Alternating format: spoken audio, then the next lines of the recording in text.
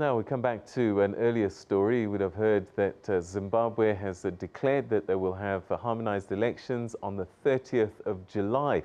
And we're going to try and find out what that means for the country's political landscape as we joined from our studios in Pretoria by Professor Everisto Benyera, as the acting chairperson of the Department of Political Science at the University of South Africa. He's also an associate professor of African politics. Thank you very much indeed for joining us. Welcome to the program. So the 30th of July has been set as the date for, some would say, historic elections, because this will be the first time that Robert Mugabe doesn't appear on the ballot. And his longtime protagonist, Morgan Tsvangirai, is no longer with us. Thank you very much, Peter. Good afternoon to you and also to the viewers. Yes, a historic moment for electoral politics in Zimbabwe and also in Africa.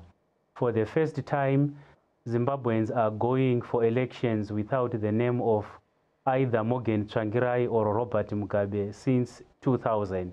That means that the politics, the campaigning, and everything that happens will have to happen outside of Morgan Tsvangirai and Robert Mugabe. And this brings in very interesting dimensions, especially in a country where politics is personalized.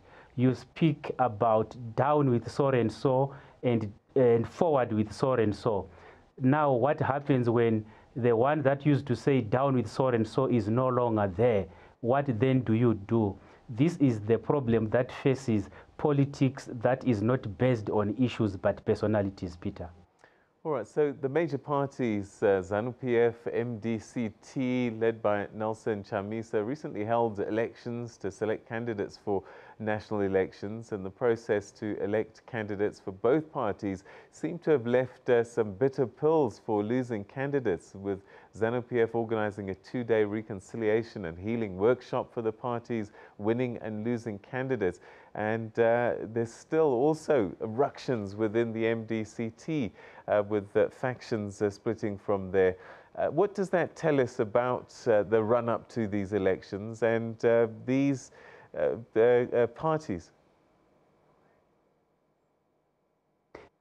Peter, it reminds me of the late Professor Masipula Sithole, who once said to us in a class of political science some years ago that if you take 2 Zimbabweans and you put them on the moon today, visit them tomorrow, and you'll find that they would have formed 3 political parties. That is indeed what sums so far what is happening within the 2 major political parties. Primary elections in both the Movement for Democratic Change and the Zimbabwe African National Union Patriotic Front have not been going according to script. We have witnessed that in both parties, what we can term key protagonists have lost in the primary elections. If we look at ZANU-PF, the likes of Ambassador Christopher Mutsvangwa, who was very instrumental as a war veteran himself in the political change that happened in November of 2017, lost in his home constituency of Norton. He is not alone in ZANU-PF to lose in primary elections. The same phenomenon, Peter, also occurred within the Movement for Democratic Change, where seasoned politicians such as the MDC's Vice President, Engineer Elias Mudzuri, lost in Warren Park.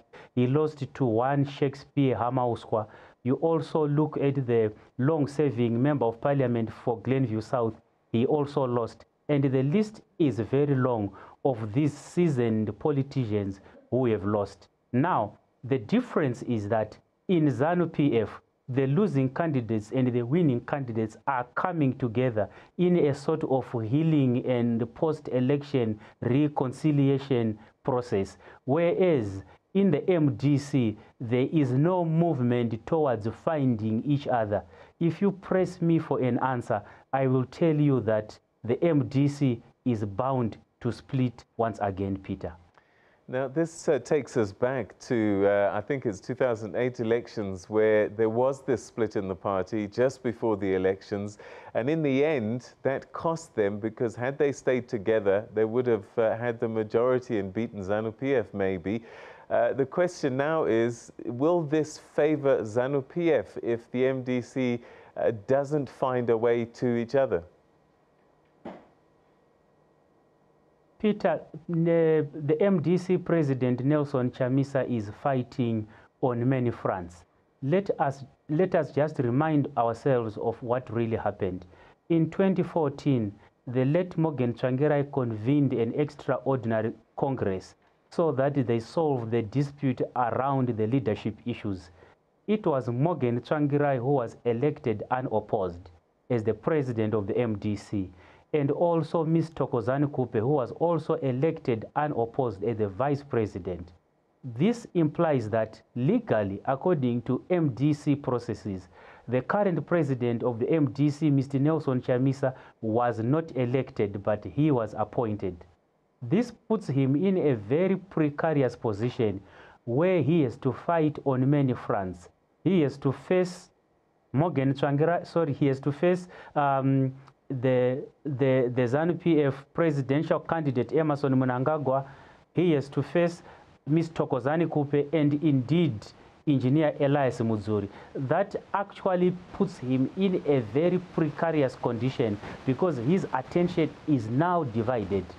This could be the result of the way in which he is now interfering personally in the running of the primary elections within his party, where he has been seen to be appointing candidates believed to be his former classmates, former friends, at the expense of MDC due processes of primary elections. So the battle is very tough for Mr. Nelson Chamisa, his age notwithstanding, Peter. Professor Benyera, your microphone is starting to fade on us, so we're going to leave it there for the time being. But the date has been set. It's the 30th of July. That's when there'll be harmonized elections in Zimbabwe.